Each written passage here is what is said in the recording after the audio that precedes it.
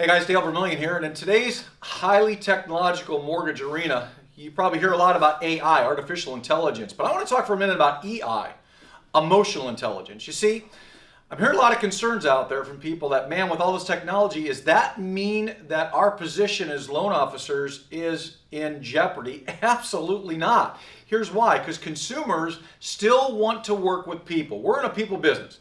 They want somebody that can really help them to understand how a mortgage works for them the right way and how to get the right kind of mortgage. To do that, you've got to understand the emotional intelligence of the borrower. In other words, what are the things that drive them and motivate them emotionally and financially in a mortgage transaction that separates you from your competition? If you focus on EI, emotional intelligence, combine that with AI, your artificial intelligence, so you're combining relationship with technology to provide a great experience for your customers, you're going to win huge in today's highly technological, highly competitive, and highly opportunistic marketplace. That's today's Daily Minute.